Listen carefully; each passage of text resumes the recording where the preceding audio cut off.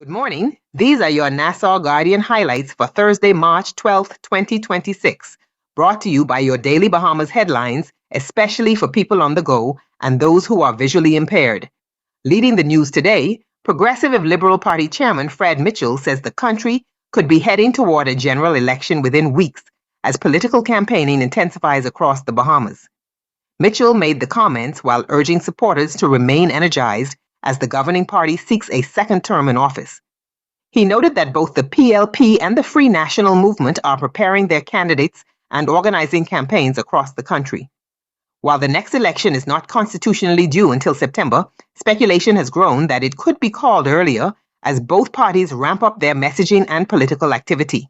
The PLP currently holds a strong majority following its landslide victory in 2021, while the FNM has said it is ready to present what it describes as new leadership and a fresher direction for the country. Both sides are expected to formally launch major campaign activities in the coming weeks as the political environment heats up nationwide. In other national news, Parliament has passed legislation aimed at strengthening the creative sector and protecting Bahamian culture. Members of Parliament approved the Creative and Performing Arts School Bill and the National Junkanoo Authority Bill, which together aim to support cultural industries and provide a permanent structure to oversee and promote Junkanoo as a national cultural and economic asset.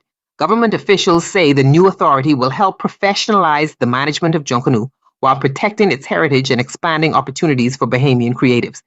At the same time, a new education bill has been tabled that would lower the compulsory school starting age from 5 to 4 years old. The bill also proposes new rules governing homeschooling and affirms that no child should be denied a public school education because of immigration status, religion, race, or language. Officials say the proposed legislation aims to modernize the education system and strengthen early childhood learning opportunities.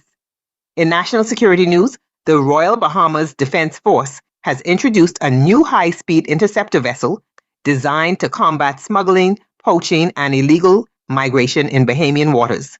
Prime Minister Philip Davis said the vessel is part of the government's effort to strengthen maritime enforcement across the country's vast archipelago and protect fisheries and national borders. Turning briefly to the courts, a Supreme Court judge has denied bail to a man accused of killing a co-worker who prosecutors say was pregnant at the time of her death. The judge ruled that the accused could be considered a flight risk and that the case should proceed to trial without bail. Animal welfare issues are also drawing attention. The chairman of the Animal Protection and Control Board says enforcement challenges have made it difficult to address the country's growing stray dog population. Animal rights advocates are calling for stronger enforcement of the Animal Protection and Control Act and expanded spay and neuter programs to address the issue.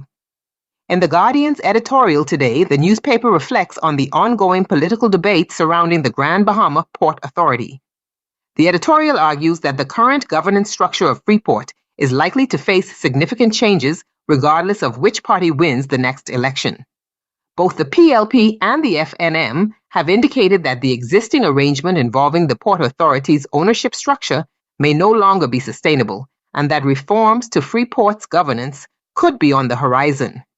In letters to the editor, one writer says the arbitration dispute between the government and the Port Authority has become overly politicized and calls for a more balanced public discussion about the ruling and its implications for Grand Bahama.